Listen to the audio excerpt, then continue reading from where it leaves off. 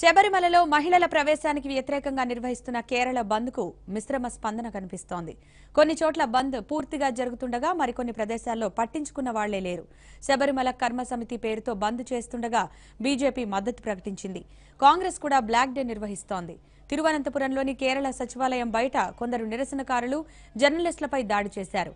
మరోవైపు నిన్న BJP CPM శ్రేణుల మధ్య జరిగిన ఘర్షణల్లో గాయపడిన వ్యక్తి ఈ రోజు ప్రాణాలు వదిలాడు. ఇవాళ త్రిశూర్ జిల్లాలో జరిగిన ఘర్షణల్లో ముగ్గురు సిపిఎం కార్యకర్తలు కత్తిపోట్లకు గురయ్యారు.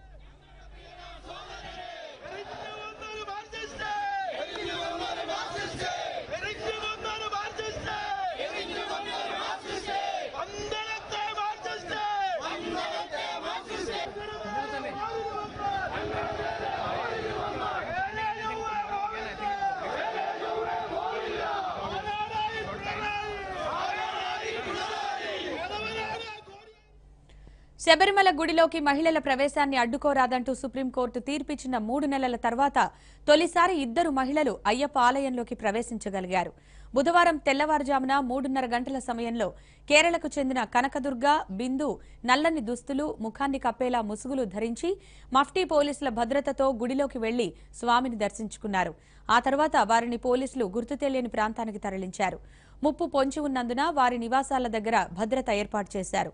కనకదుర్గ, బిందు ఆలయంలోకి వెళుతున్న దృశ్యాలను స్థానిక టీవీ ఛానళ్లు ప్రసారం చేయడంతో ఈ విషయం ప్రపంచానికి తెలిసింది. ఆలయంలోకి మహిళలు ప్రవేశించడాన్ని కేరళ సీఎం విజయన్ ధృవీకరించారు.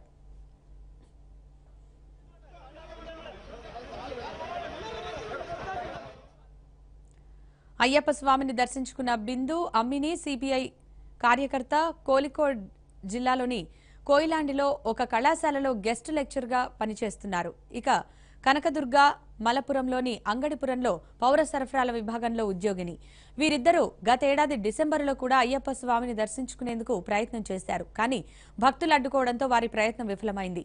ఈసారి మాత్రం తమను ఎవరూ అడ్డుకోలేదని బిందు తెలిపారు.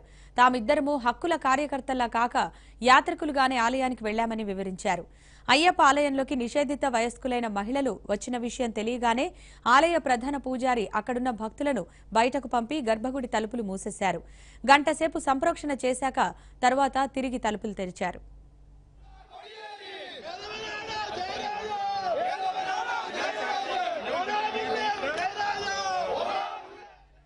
శబరిమల ఆలయంలోకి మహిళల ప్రవేశాన్ని కేరళ సీఎం పినరై విజయన్ సమర్థించారు. కనకదుర్గ, బిందు ఇద్దరు ఆలయంలోకి ప్రవేశించినప్పుడు భక్తులెవరూ అడ్డుకోలేదని ఆయన అన్నారు. రైట్ వింగ్ శక్తుల నిరసనలను ఉక్కుపాదంతో అణిచివేస్తామని ఆయన హెచ్చరించారు. సుప్రీంకోర్టు ఉత్తర్వులను అమలు చేయడం ప్రభుత్వ బాధ్యత అని ఆయన చెప్పారు. സുപ്രീംകോടതി വിധി നടപ്പാക്കാതിരിക്കാൻ പറ്റില്ലല്ലോ.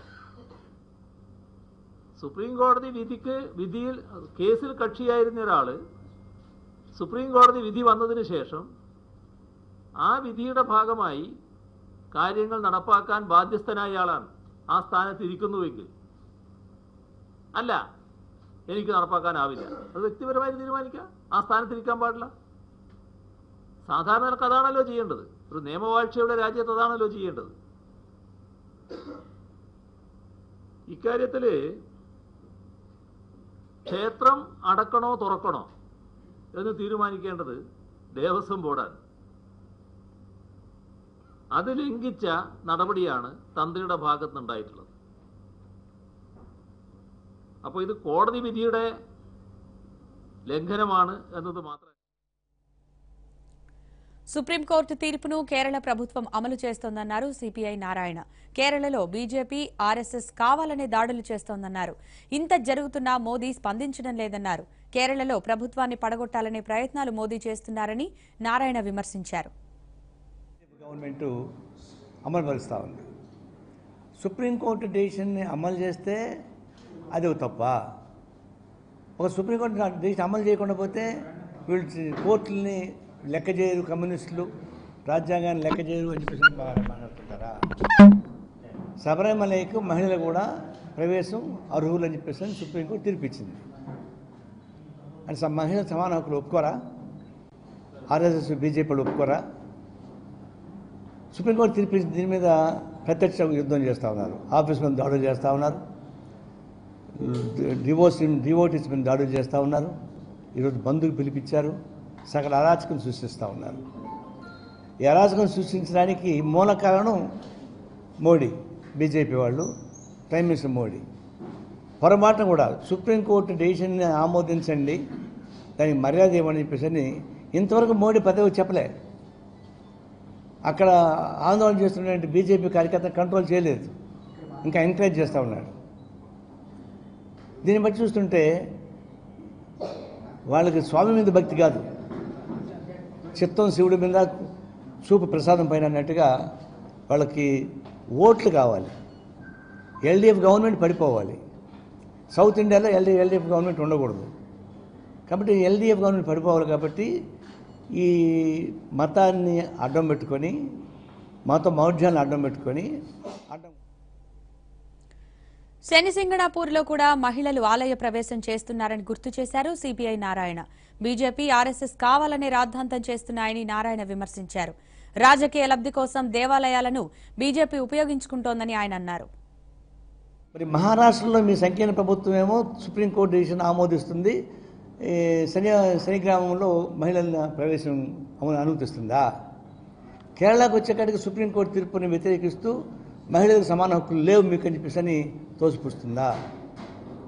వీధి యుద్ధాలు చేస్తాం మేము, ఈ ప్రభుత్వాన్ని పడగొడతామని చెప్పేసి అనే మాట అంటే ఇది కేవలం ఈ గుడుల్ని, గోపురాలని, దేవాలయాలను ఉపయోగించుకొని రాజకీయాలు చేయడం తప్ప ఇంకోటి కానే కాదు. నేను తీవ్రంగా ఖండిస్తా ఉన్నా.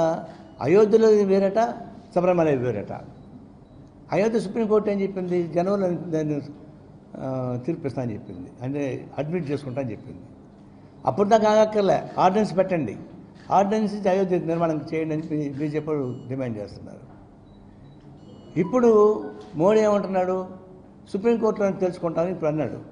ఒకవైపు సుప్రీంకోర్టు తెలుసుకుంటాం ఆయన అంటున్నాడు, కింద బీజేపీ కార్యకర్తలందరూ కలిసి ఆర్డినెన్స్ పెట్టండి డిమాండ్ చేస్తూ ఉన్నారు. ఇది ద్వంద్వ ప్రమాణం కాదా? ఇది ఒక రాజకీయ పార్టీకి ఇవాళ రాజకీయ లబ్ధి కోసం గుడుల్ని, గోపురాలని, మతాలను కూడా విచ్చలవిడిగా ఉపయోగించుకోవడంలో ఇది పరాకాష్ఠ స్థితిని చూసి మాత్రమే చూస్తూ ఉన్నాం. కేంద్ర ప్రభుత్వం జోక్యం పుచ్చుకోవాలి. ఆడ లా అండ్ ఆర్డర్ని కంట్రోల్ చేసేటువంటి పద్ధతులు మీ కార్యకర్తల్ని, ఆర్ఎస్ఎస్ కార్యకర్తల్ని, బీజేపీ వాళ్ళని కంట్రోల్ చేసుకోవాలి. సృష్టించిన వాళ్ళే ఇప్పుడు ఏమంటున్నారు? ఆందోళనకాలపైన ప్రభుత్వం అరాచకం చేస్తూ అంటున్నారు. ఇది కేవలం లౌకిక వ్యతిరేక కార్యకలాపాలు మేము చూస్తూ ఉన్నాం. ఇది మేము తీవ్రంగా ఖండిస్తూ ఉన్నాం.